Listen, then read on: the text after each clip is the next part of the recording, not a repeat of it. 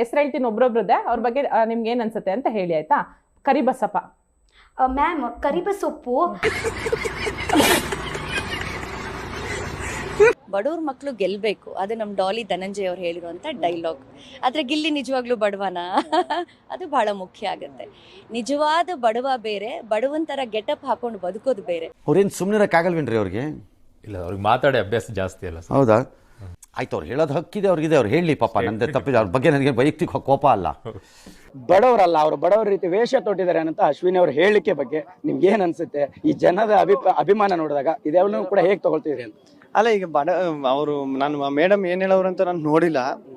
ಈಗ ಹಂಗೇನಾರ ಹೇಳಿದ್ರೆ ನಾನು ಯಾವತ್ತೂ ನಾನು ಬಡವ ಅಂತ ಹೇಳ್ಕನಿಲ್ಲ ಮೇಡಮ್, ಹೇಳ್ಕನಿಲ್ಲ ಅಣ್ಣ. ಆಮೇಲೆ ಇನ್ನೊಂದು, ನಾನು ಬನೀನ್ ಹಾಕಂದ್ರಿಂದನೋ ಇದ್ರೆ ಅದು ನೋಡ್ಬಿಟ್ಟು ಬಡವ ಅಂತ ಹೇಳಕ್ಕಾಗಲ್ಲ. ಯಾಕೆ ಶ್ರೀಮಂತರು ಬನೀನ್ ಹಾಕೋದ್ವಾ? ಶ್ರೀಮಂತರು ನೈಟ್ ಪ್ಯಾಂಟ್ ಹಾಕಲ್ವಾ, ಚಡ್ಡಿ ಹಾಕಲ್ವಾ? ಈ MTV ಸಿಟಿ ಯುಗದಲ್ಲಿ ಖುಷಿಯಾಗಿರ್ಬೇಕು.